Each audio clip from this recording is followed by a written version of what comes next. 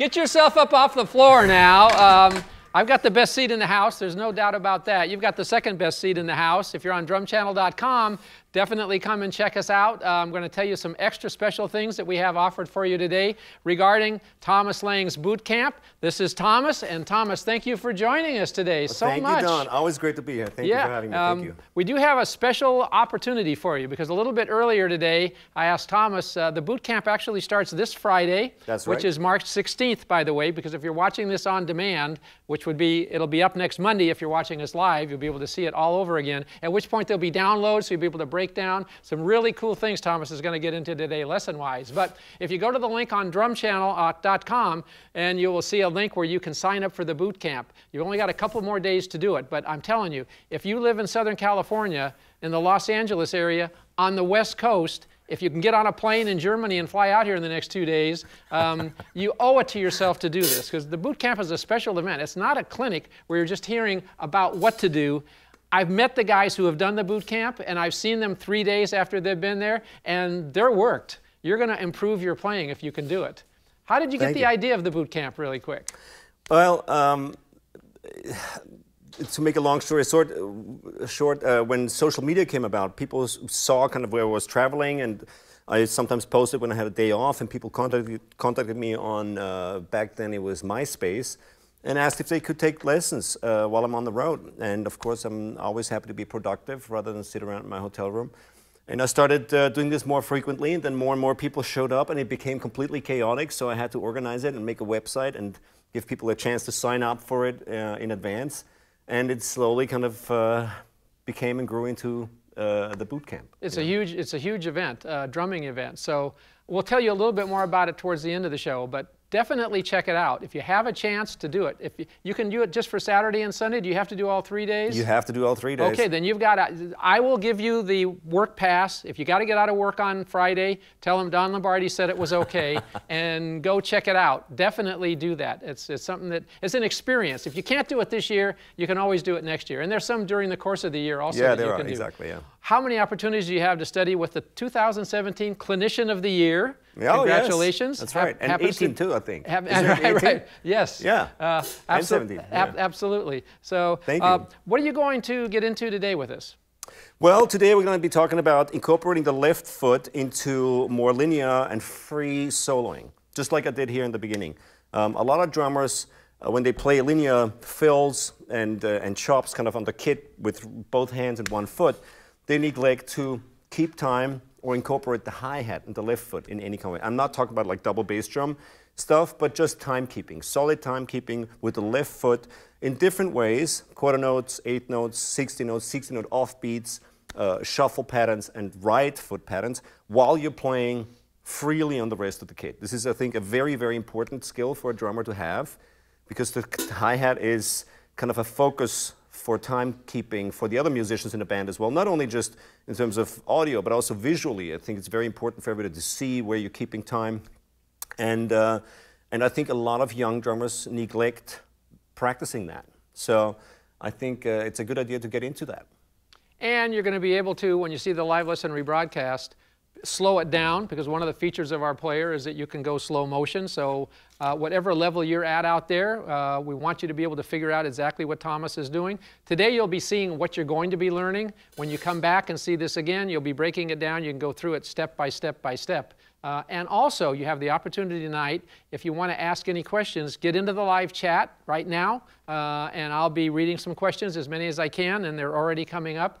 You also have the opportunity to email us at info@drumchannel.com, your phone number. We're going to take a couple of select phone calls. If you want to actually talk to Thomas, it's a new feature here on our live shows, you'll be able to do that. So we'll check back in with them a little bit later, but let's show you what you're going to be asking some questions about. Yes. So let's start with, at a slow tempo, with a very basic left foot pattern, which is quarter notes. Okay?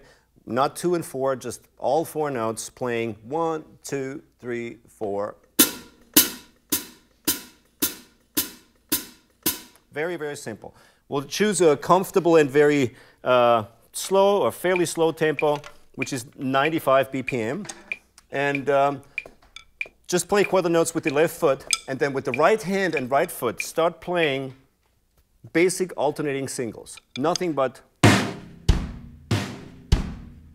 you know, also in quarter notes. Then we're going to be doing eighth notes, then eighth note triplets, 16th notes, quintuplets, septuplets, and 32nd notes. Okay, all just between right hand and right foot.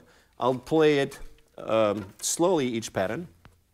And then eventually we'll speed up the tempo and of course also do the same thing with the left hand, okay? So here are alternating singles between one hand and one foot over the quarter note time. Here we go.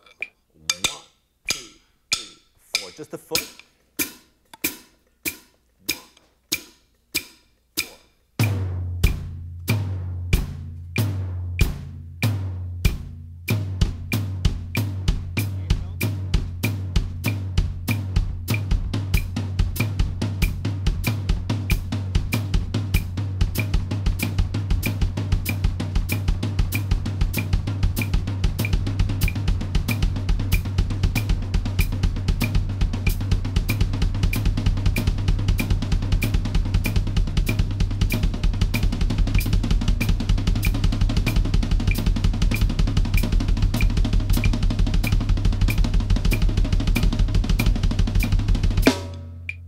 Okay, so this is step one, learning to play different phrasings broken up between two limbs over a quarter note pulse. Okay, so I played all note rates from 1 to 8 notes per quarter note. So from quarter notes to 32nd notes. Then the same thing with the left hand and right foot. 3, 4.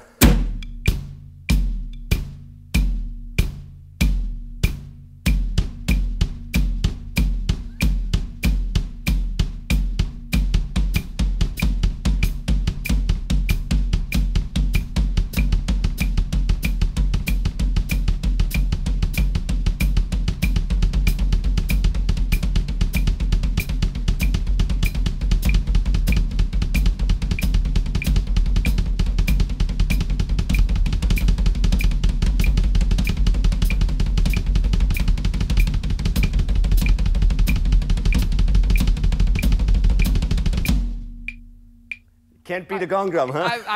No, you can actually, but it's knocking me off my chair over here.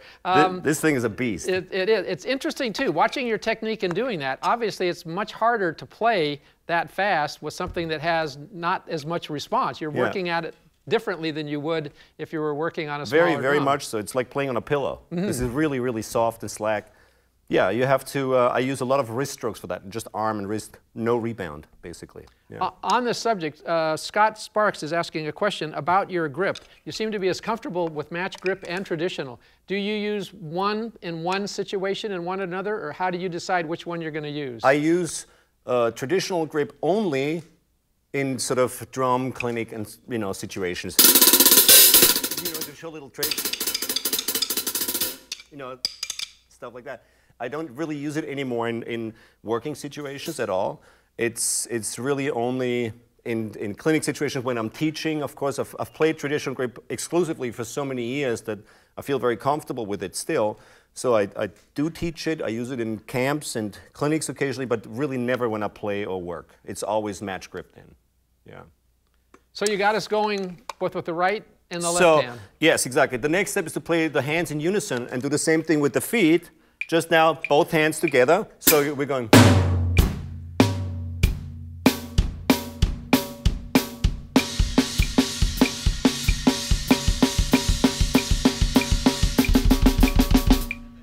All the way to the 32nd notes, okay?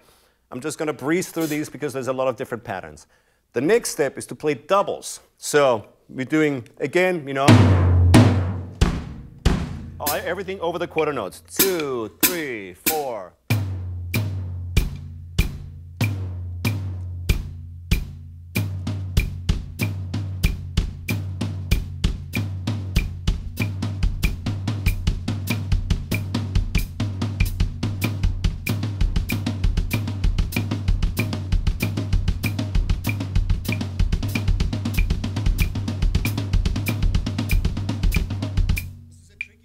Quintuplets played as doubles.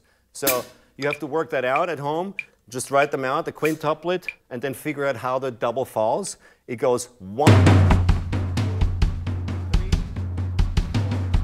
So it changes, the accent moves from the first of the two notes to the second.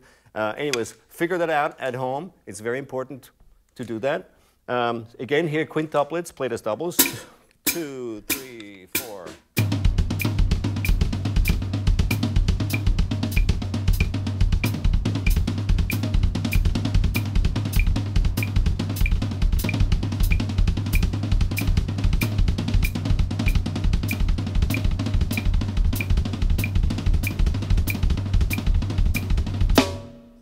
Left hand, I'll just breeze through them from quarter notes to 32nd notes. 2, 3, 4.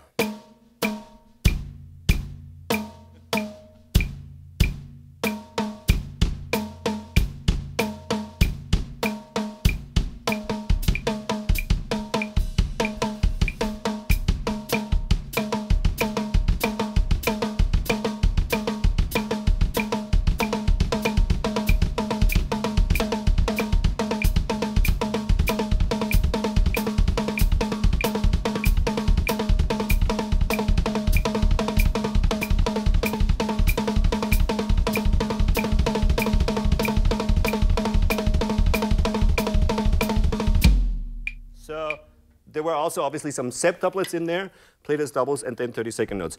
Then do the same thing with unison hands. 2, 3, 4.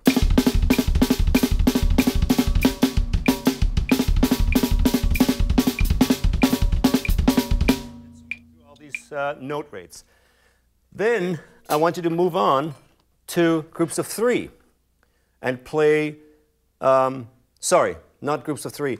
Then I want you to stay with one note rate and play different groupings in that one particular note rate. So we're going to start with 60 notes because there's a very common phrase. Quarter notes with the left foot, and then 60 notes singles between hands and foot, then doubles between hands and foot, all 60 notes, then groups of 3, then groups of 4, and so on, all over the quarter note, okay? So we're going to start to singles. 1, 2, I'll speed this tempo up a little bit. A little more interesting. So this is 115. 1, 2, 3, 4.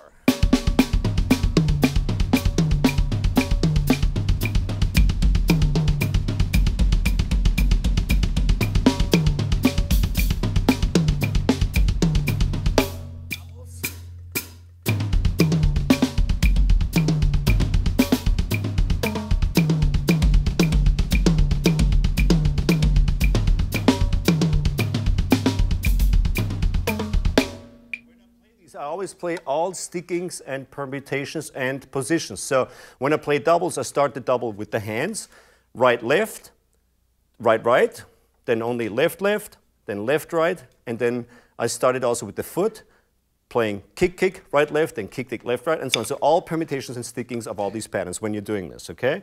Let's move on to groups of 3. 1, 2, 3, 4.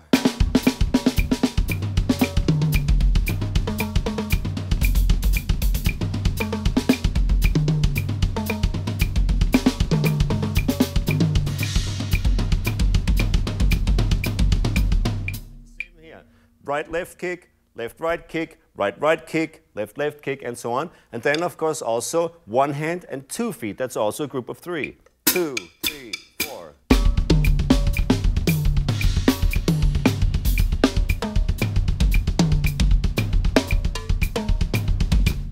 Okay.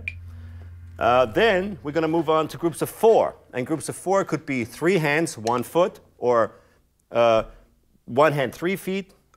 Wait a minute, 3 feet? Stickings. Hold on a second. We don't have 3 feet. No, but 3 notes. I know, I'm kidding. Right. You know? Right. I wish I had 3 feet, I know. So work through those different stickings and permutations. So if you have 3 in the hands, it could be right, left, right, or left, right, left, or it could be right, left, left, or left, right, right, and so on. So I'm going to play a few variations, but this is all just 60 notes, groups of 4 per quarter note. 1, 2, 3, 4.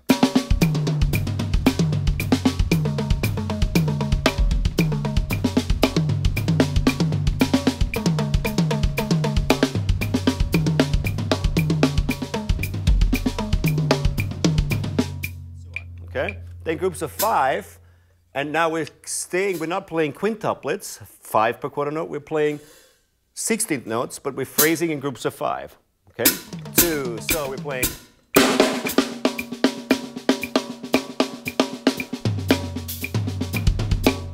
Splitting up 1 hand, 1 foot, 1 hand, 2 foot. So. 1, 2, 3, 4.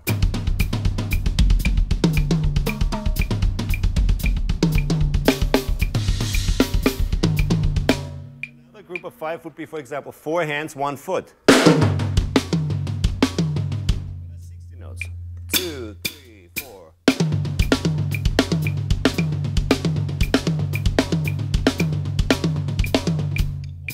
3 hands, 2 feet.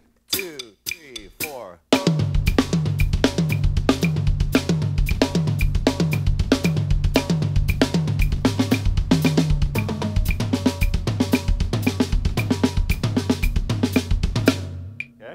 Then groups of 6 could be 4 hands, 2 feet. In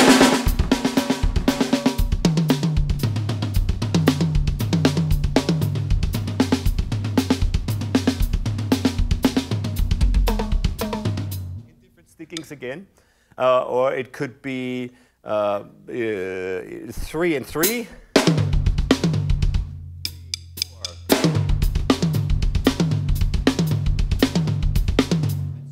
So. How important do you think it is for students to practice these with a metronome? I think it's super important.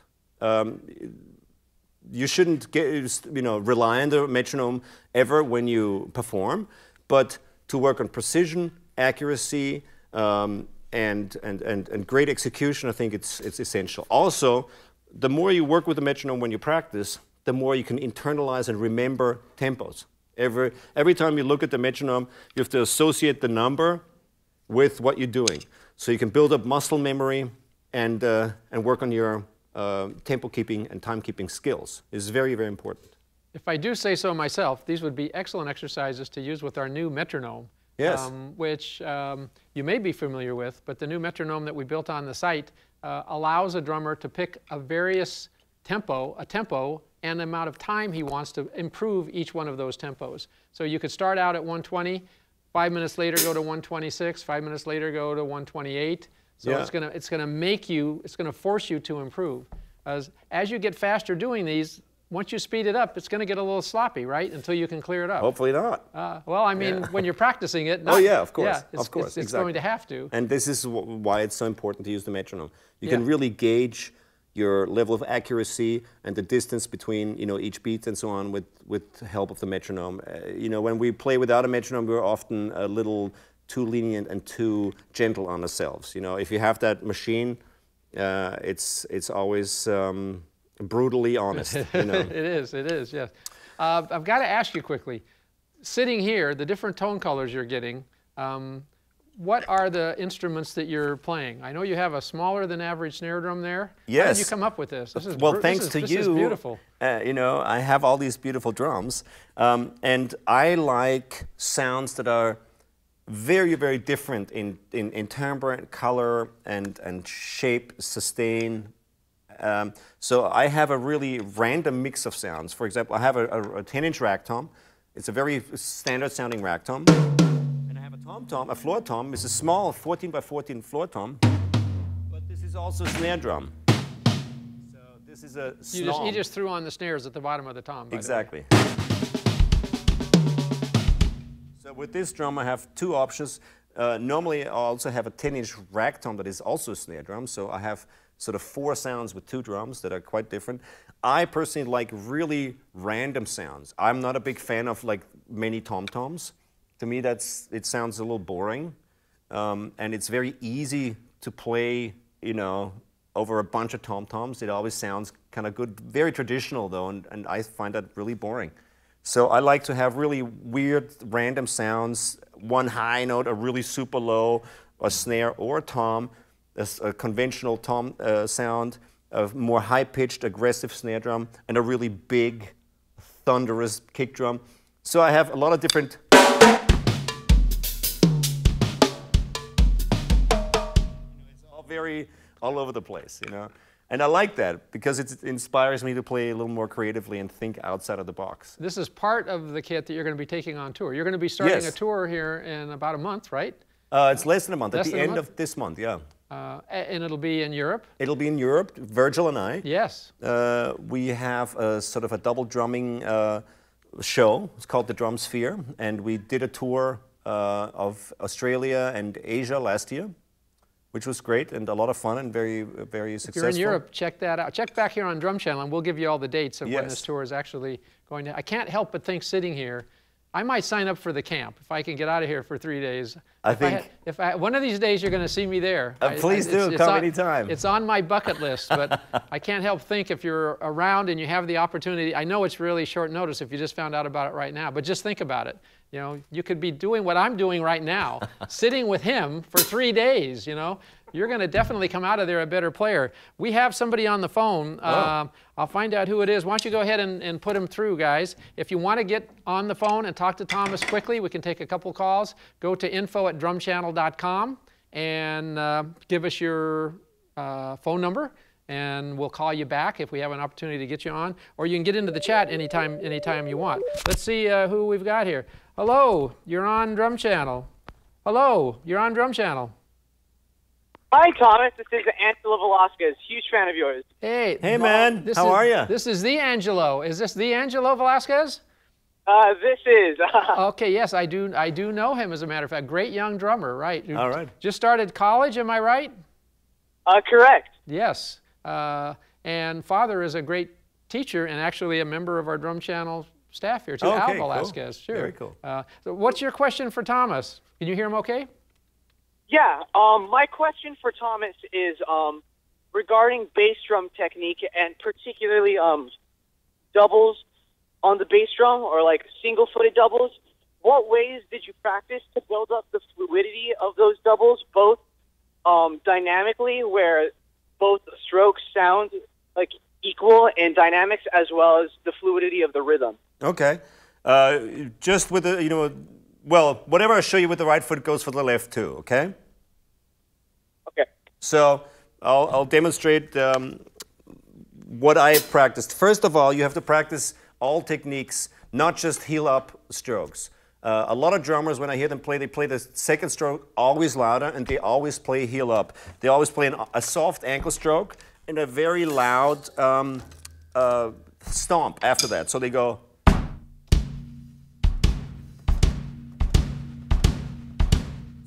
soft, loud, you know? Almost like a stone killer. And you always get that sort of uneven sound out of them if you play it that way. I practiced a lot of heel down playing. If you play and practice heel down, by the nature and mechanics of the movement, the two strokes are more even naturally, okay?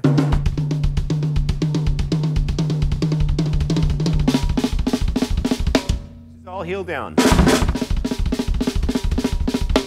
Then I just added a little bit of weight by lifting my heel up and let a little more weight of my leg fall into the pedal on those two strokes, playing basically two very loud ankle strokes and not a stomp.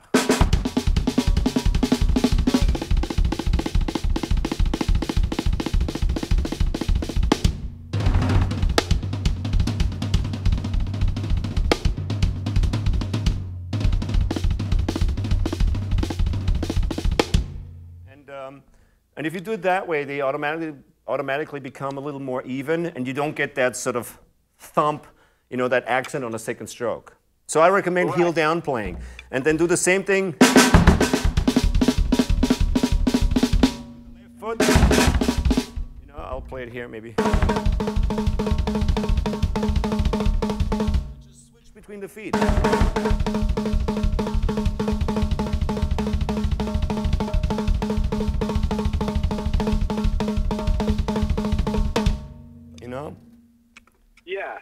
I would suggest also, and maybe you have already seen it, along this lines of technique, Colin Bailey has a great course here on DrumChannel and a book. I used his book, Colin Bailey's Bass Drum Control. I worked a lot with that book on my heel down technique with both feet, and I think that really, really helped me to develop the tibialis anterior muscle, which is responsible. I'll definitely. I'll definitely check it out since I have a DrumChannel subscription. So I'll definitely check it out and buy the book. Perfect. There you go. Yeah, that'll get you started. We have a lot of lessons on. You can always search by bass drum technique too. And also, there's another school. There's a whole universe of drumming out there, which is Thomas Lang's universe. The website is Thomas Lang's Drum Universe. Thomas Lang's Drum Universe, right? Yeah. Where there's lessons on exactly what you talked about there also. So lots of places where you can learn. But that's a really good question. Did you have anything else short to add to that?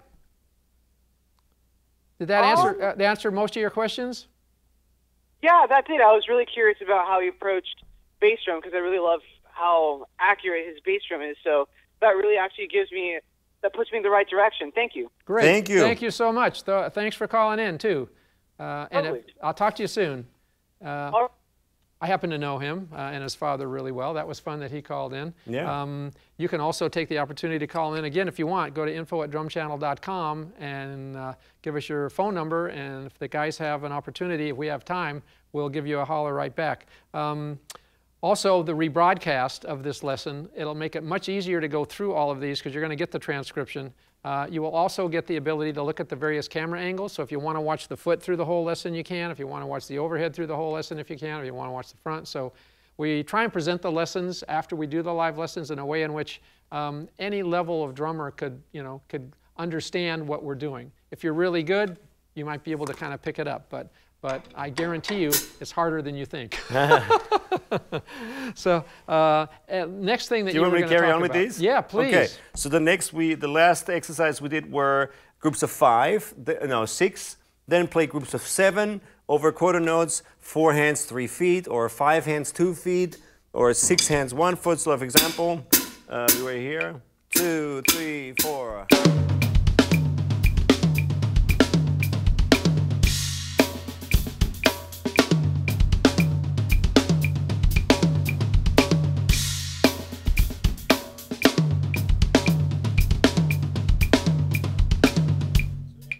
The quarter note beat.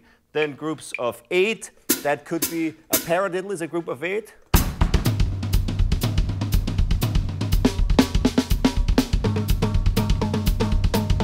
example, or 2, 2, 3.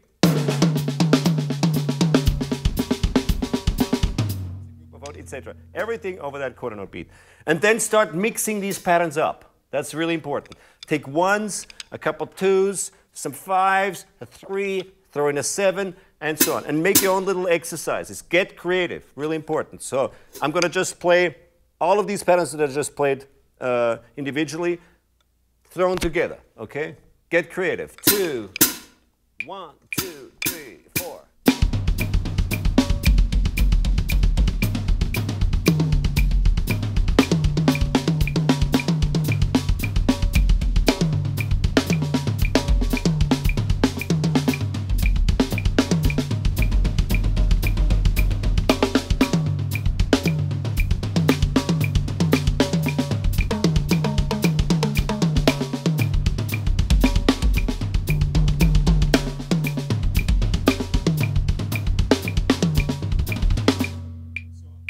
Then I want you to speed up this whole thing, okay? That wasn't fast. Wait a minute. Remember the first exercises I showed you were all different note rates. Quintuplets, you know. Or sextuplets. 32nd notes. And now I want you to work all these things in there too. This is all just, very basic patterns. When you slow them down, they're really simple. But if you speed them up, a lot more interesting. Same goes with, groups of 3, 4.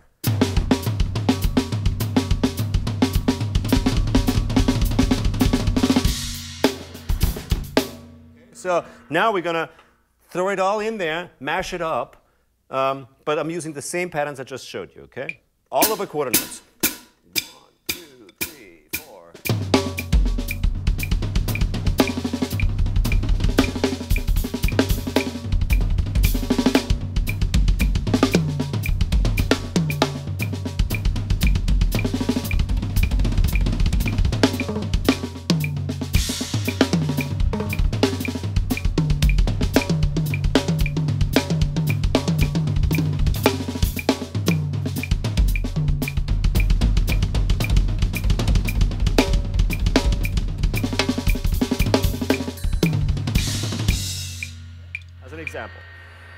And then I want you to move on and change the hi-hat pattern.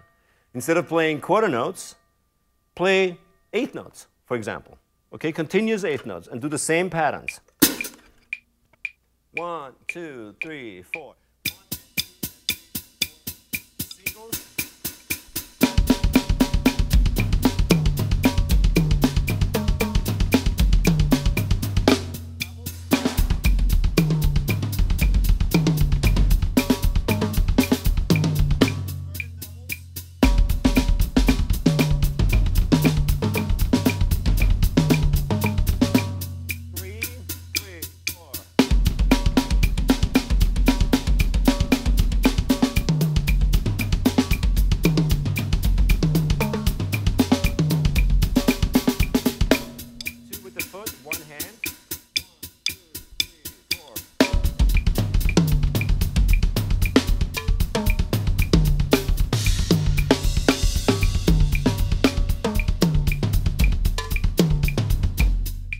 Groups of 4, 3 hands, 1 foot, 2, 3, 4.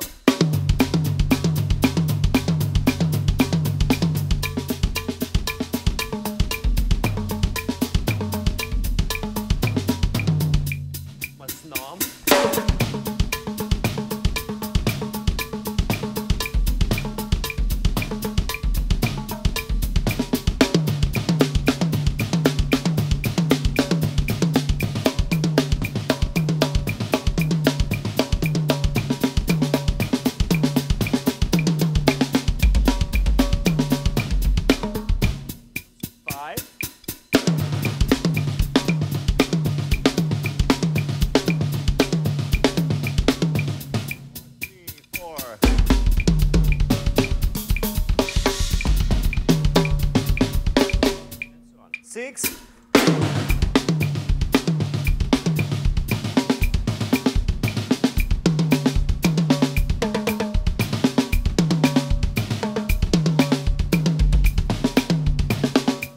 Seven, 3, 4.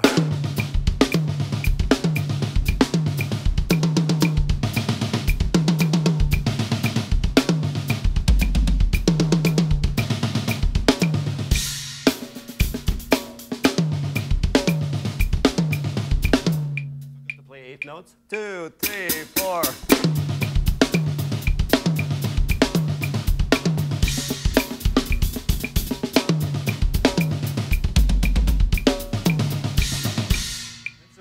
Okay, and then it's interesting observing this. When you play them slower, it almost is more like a fill. You can hear every one of the notes that you're playing because there's a definite. The pattern becomes what you're actually playing. Because it's clearer, it's more identifiable. But in another way, even beyond that, as you play it faster, they almost seem like grace notes to a pattern that you're ending up with that you're playing, as opposed to da ba da ba. Absolutely, yes. And there's a lot of dynamics going on here. You can listen to this when you play this back.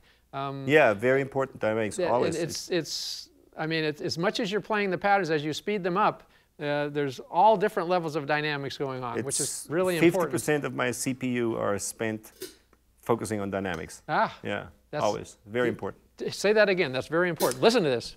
50% of my CPU are invested in dynamics, always. Yeah, it's very important. It is, yeah. It's 50% of what we do on the drums. We don't have any melodic or harmonic abilities to express ourselves on those pseudo-harmonic and melodic patterns, pitches, but we can work with dynamics and rhythm. Rhythm without dynamics, boring. It could be a machine. Nobody knows, are these 16 notes or triplets? As soon as I add dynamics, 16 notes, you know? Or now it's a rhythm, it's music, it becomes identifiable as a signature, you know? 5, for example. Without dynamics, nobody knows that this is a 5, you know? So very important. Recording yourself is a great way to listen back, to hear how Thomas is playing it and hear how you're playing it. Yeah, yeah. And that's a little subtlety that'll make it sound different that you might not be aware of, just adding those dynamics in. Yeah. I think we started something here. We're going to take another phone call. Okay. And then while we're doing that, Michael Monroe says you need some boot camps on the East Coast. I do. I know. So let's put that in your agenda. You're right, Michael. Of course, you're going to Europe, then you're going to China, then you're going. I know. I don't make it to the East Coast very often. I'll put it on my list. Ah, excellent. Let's see who we've got here. Hello, we're on DrumChannel with Thomas Lang. Is this your lucky day or what? Who is this? This is Harry Hudson. Hello, Thomas. Hey, Harry. How are you? Do you know Harry? I'm doing well, thank you. Okay. He sounded like he might have known you. What question do you have today? Where are you calling from? Calling from Bellflower, California. Perfect. Very cool. Yeah. What question do you have for Thomas? Just a moment ago, you mentioned dynamics. I was wondering how you would approach developing them with this linear idea, how to incorporate accents, or how to develop accents and how to develop like shaping, especially with regards to the foot. Oh, okay. So the left foot would be completely undynamic, of course. You want that to be a really rigid timekeeping element. The right foot, however, has to go with the flow of the dynamic flow of the hands and always be in proportion with what the hands are doing. So as a simple example, I'll play just alternating singles as 60 notes, and I'll play crescendos and decrescendos. So I would start very, very softly, for example, 2, 3, 4.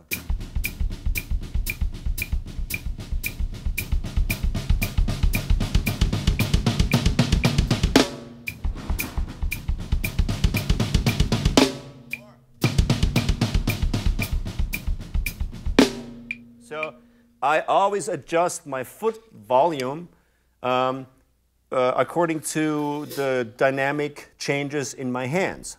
Okay, that's one very important exercise I recommend. Doing that with singles, doubles, and all the other patterns I showed you. For example, 3, 4.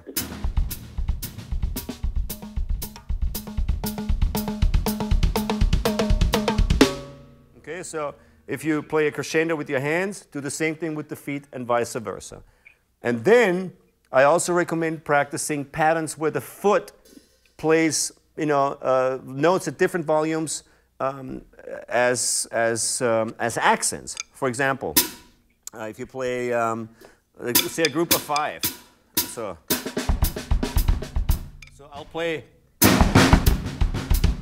I'll accent the second double in the group of 5. You know that. Just as a weird accent. 2, 3, 4. So the second.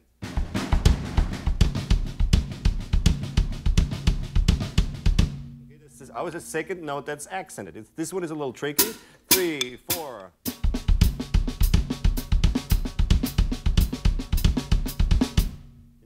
But you can do the same thing with just group of 3. 3, 4.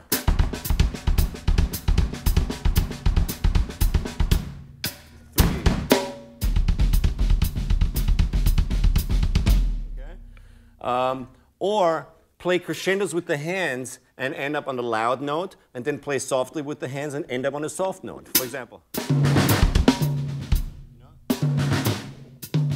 crescendo, I'll turn this off. 3, 4, loud foot.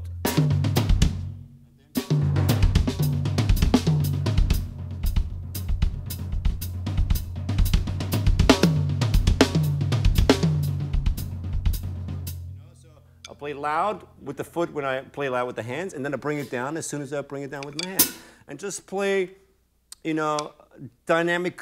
work with dynamic contrast, and look at the instrument as one instrument. So hands and feet are kind of tied together dynamically. Don't look at the kick drum, being its own element and play soft with the hand and have this bomb going off down there all the time that just sticks out like a sore thumb. So if you play soft with the hands, try to match the volume with the kick drum always and make it sound like one instrument and played with one intention, dynamically. 2, 3, 4.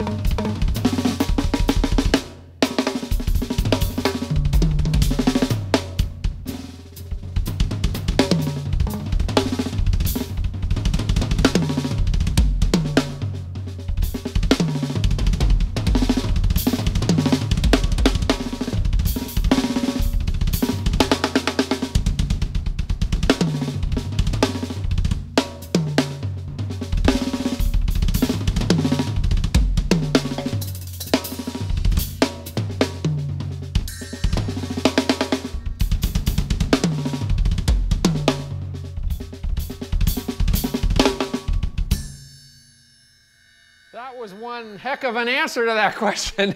That was a good one. With a secret agent named like Harry Hudson, he deserves a good answer. So Harry, you're only about an hour away from this boot camp. Would the family miss you if you said, "Hey, I got something to do for 3 days"? It would be. It's definitely tempting. Yeah. Put it in your agenda coming up, because it's a way that you will be. You actually practice at these things, so you physically are doing something every day in order to improve your chops. It's kind of like going to the ultimate workout intense session, where at the end of that. It's like a Jane Fonda aerobic workout video, only with drums. Yeah, right, with Thomas instead. Right. So, did any other question that you have related to that, or anything else while we've got you on the line here, quick? Oh, I think that'll do for me for now. Thank you very much. Perfect. No, thank you. You're welcome. Thank you so much for calling in, and keep checking us out here on DrumChannel. I appreciate that. Will do. All right. Question. What is, this is an interesting question. Okay. Is there anything that's difficult for you to play? Chris Jones says. Is there anything you're working on at home? Anything that you're, guitar at the moment. Guitar? Yeah. Okay, that's a good answer. And always, piano and keyboards, of course. Okay. I started playing piano at the same age I started playing the drums. But I never practiced as much, so I try to practice that. And I'm sure he meant on the drums specifically. Oh, but a good answer, though. But yeah, it's true. And on the drums specifically, things that are difficult to play, it depends on how often I encountered them in my work situation. I practiced a lot, and when I was young, not for a while, but when I was young, I covered as much as I could, and sometimes you get rusty. If you don't, use certain things all the time, you get rusty. So it depends on how often I encounter these difficult things in my playing. If I work or use them in my work regularly, then they're not difficult. But if there's something that I haven't played for 9 years, and suddenly you have to pull it out of your repertoire, it can get tricky. So it's all about preparation, and even if it's just mental preparation, because like some of these things, for example, I haven't practiced in ages, okay? So I have to kind of mentally prepare, not necessarily play them, but at least prepare, think through them, visualize, movement and things like that. But it's not difficult. For me, it's an enjoyable process. So a challenge is always enjoyable for me on the drums, okay? Maybe not in other areas of expertise, but on the drums. And I like a challenge, and I like to work through difficult things, and that, because it's enjoyable, it doesn't seem difficult. Maybe it's just my attitude about it. I don't know. I know I broke in a couple of times when you were rehearsing with Virgil, which you're going to be doing again soon before you start the tour. If you came in a little bit late, a whole tour that Thomas is doing with Virgil starting early in April over in Europe. So that's something you've got to see. But I could see that it was like if you were getting together with a friend and just jamming in your garage and having a good time, that's the way these guys were so excited about playing back and forth and figuring things out. Yeah. Definitely challenging, but I don't find things difficult, to give them a short answer. I find them, there's nothing unplayable or impossible, because there's nothing that's unpracticable. Mm-hmm. You can work through everything. There's no such thing that's impossible, really. I mean, it just depends on your attitude and your willingness to go as far as you can or further than others.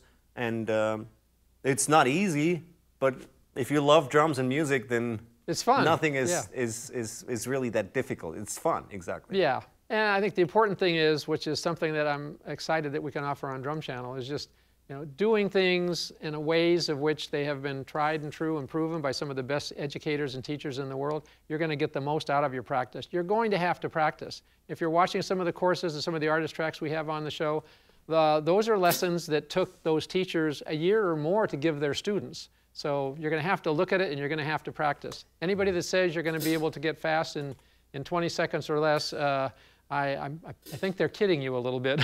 Yeah. We have I want to talk to those people. We're going to do one more phone call here because we're running short on time, but I know we've got several people that are trying to get in. Yeah. Let's take one more phone call and see who we've got on the line. Coming to us right now. I can see it happening any second. We might have a problem with the line. No, I guess we don't anymore because I guess we were getting kind of short on time. Okay. Or they chickened out. Maybe they thought, what kind of, you could get in there and ask the question. Go ahead and do it. Should I show some more, or are we out of time? Yeah, no, please. I'd love to see some more. Okay. Yeah. So we changed a foot pattern now to 8 notes. When you do that, also think about maybe incorporating different sounds with your feet. What I like to do is use this crasher, this thing. It's called a Meinl Turbo Crasher. And for example, I like to play 8 notes, sometimes split over 2 instruments. 1 and 2 and 3 and 4. So it's 1 and 2 and 3 and 4.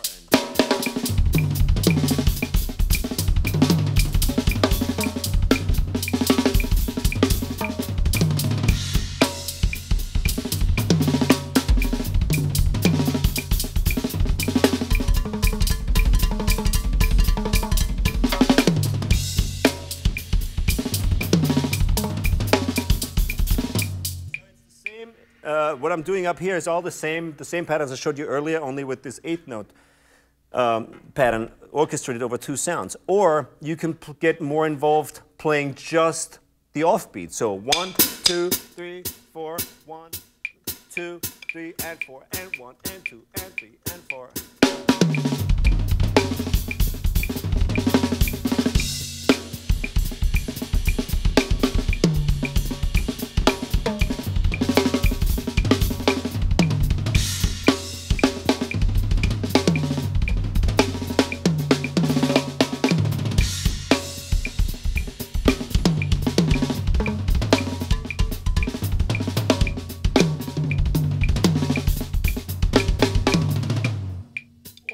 Play 60-note offbeats. So 1 E and A, 1 E and A.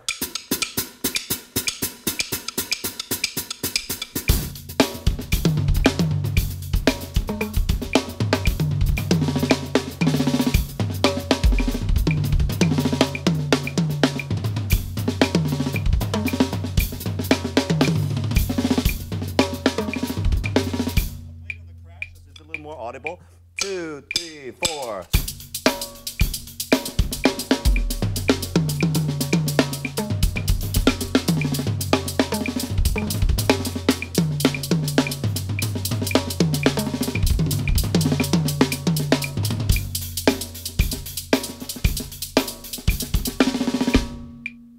Or you can get more involved playing actual ride patterns with your left foot. You know, if you can, for example, if you played a beat like this, you can take that pattern and play it with your foot.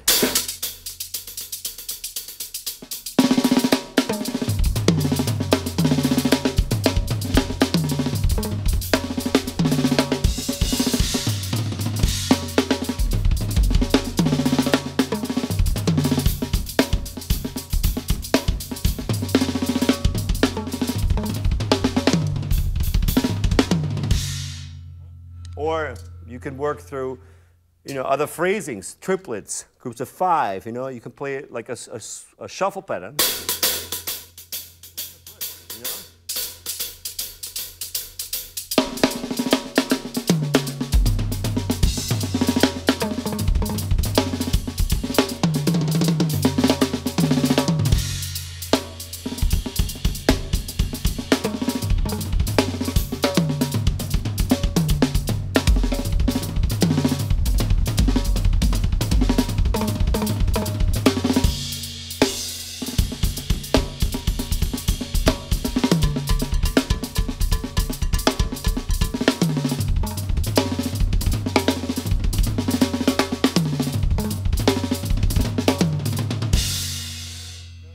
Examples, but life just got a lot more interesting, everybody. Just to show that, incorporating the left foot into groove playing and more free kind of soloing is interesting and fun and innovative and modern, and I think it's essential as a drummer that you're able to keep time when you're soloing, you know? And I see a lot of drummers just do, you know, if they play.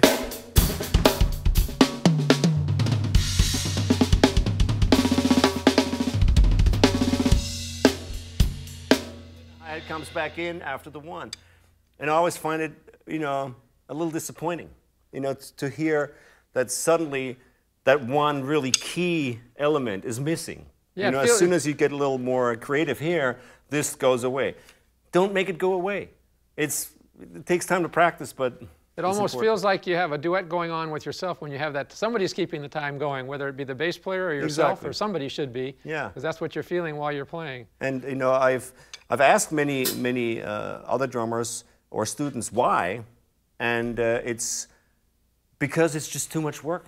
It takes a lot of work to actually do this, but it changes your playing completely. The way you approach note rates, the way you're able to anchor everything down, your accuracy, everything improves if you focus on this. It's such an important element. And other drummers say, well, I do it deliberately so people get confused. You know, when I play my fills, I don't want anybody to know what I'm doing exactly. I'm like, oh yeah, that's definitely. That's a good story. I have to remember that one. Right. I've heard that before. Right. I can't thank you enough for coming out today. Oh, we're getting thank you for having me, close to wrapping it up. Play a little bit. Thanks so much, Thomas. Okay, thank you, Don. Thanks for having me. Sure. Thank you guys for watching. Yep.